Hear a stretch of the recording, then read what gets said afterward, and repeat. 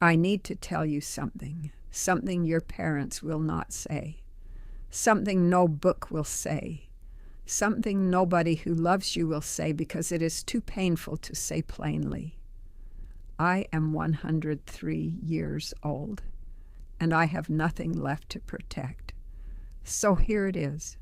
You are wasting your life, not in one big obvious way, quietly, daily, in the small moments you keep treating like they do not matter, in the conversations you are half present for, in the people you keep meaning to call, in the evenings you spend looking at a screen, while the person sitting across from you waits for your eyes to come back.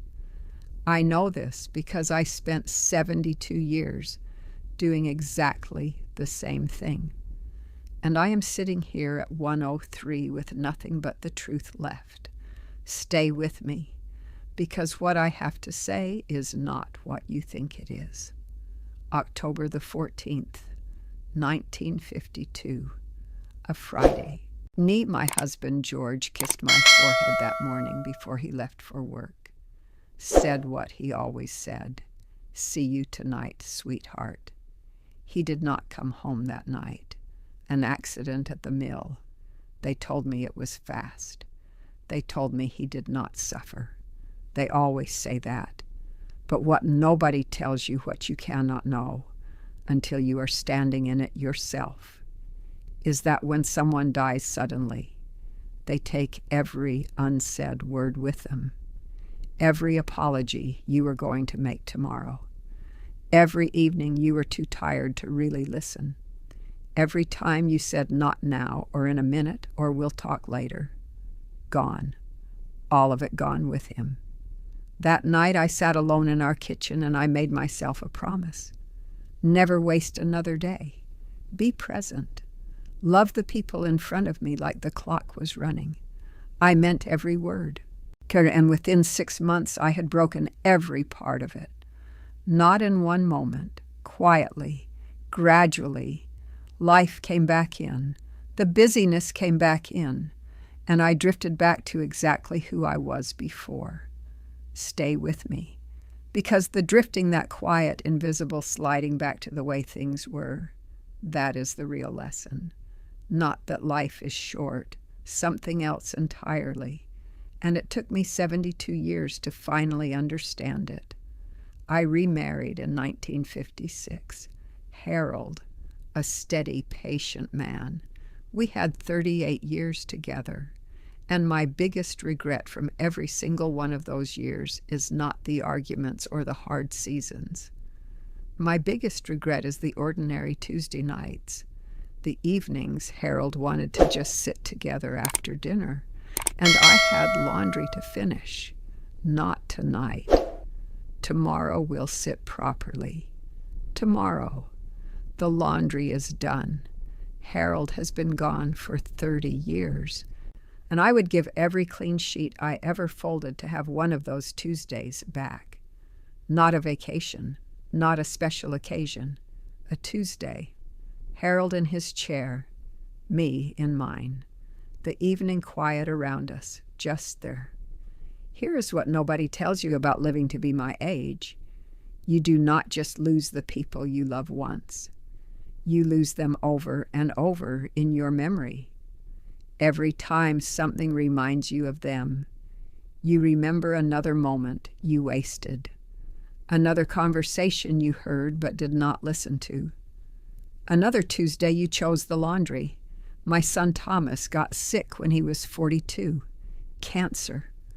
A week before he passed, he looked at me from that hospital bed and said, "Mom, I'm sorry I didn't call more." A dying man, apologizing to his mother for not calling enough. I sat there holding his hand, thinking, why are we apologizing now? Why didn't we call each other every week when we still could? I did not say that. I just held his hand and lied. I said we had enough time, sweetheart. We did not have enough. Nobody ever does. After Thomas died, I made the promise again. The same promise I made the night George died. Never waste another day. And again I meant it, and again I drifted, because that is what humans do. The sharp edges of grief soften. The urgency fades. The ordinary comes back in, and with it comes the comfortable lie. Later, tomorrow, when things settle down, this is the thing I need you to understand. The real lesson. Not that life is short, but that you will forget. Every time. And your only real job, the only thing that actually matters, is to notice faster. Come back sooner, before it is too late to come back to. You think you will travel when you retire. By the time most people retire, their bodies have different opinions about what is possible. The version of you that was going to walk foreign cities and stay up late in restaurants in countries you always wanted to see. That version has been quietly changing for 20 years while you were too busy to notice. You think you will reconnect with your sister after this busy season at work. This busy season will last longer than you think. And then, time will run out in a way nobody predicted. You think you will start the thing, write the book, learn the language, say the thing you have been swallowing for 3 years, when you have more time, more money, more whatever the thing is you keep waiting to have more of. Here is the truth about more. More is always just ahead of where you are. Just you chase it for a decade and it stays one step ahead.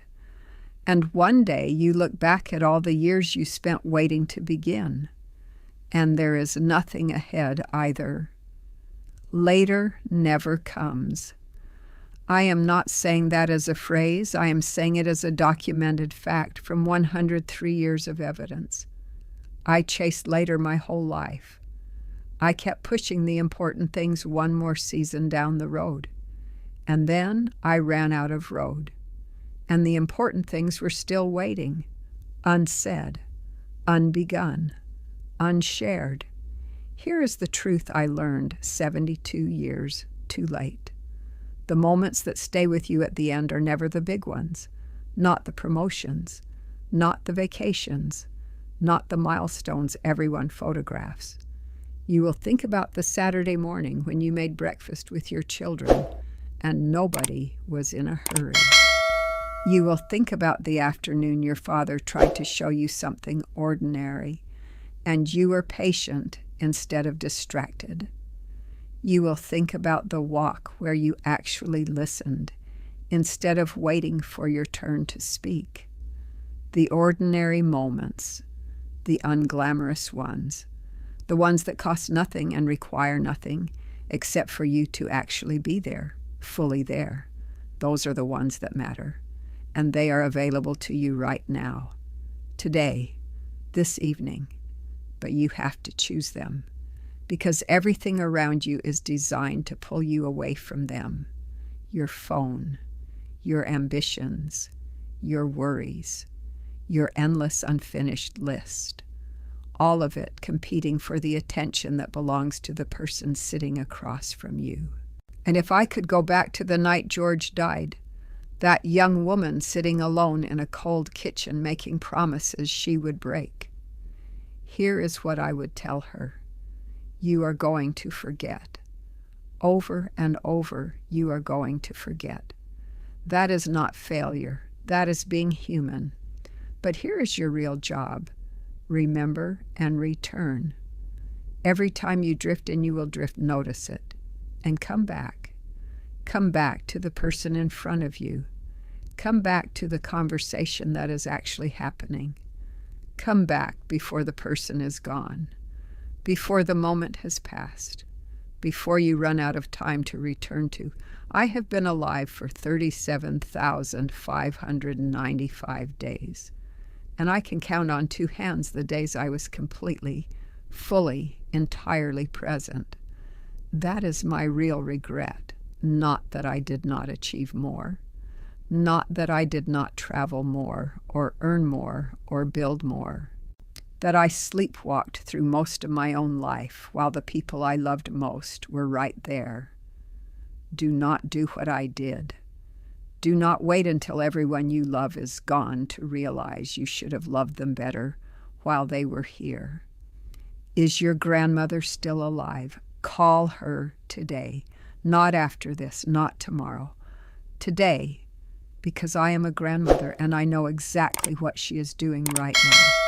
She is sitting somewhere, maybe looking at old photographs, maybe just watching a window, thinking about you, telling herself you are busy, that she understands, while something in her breaks a little more with every day that passes without your voice.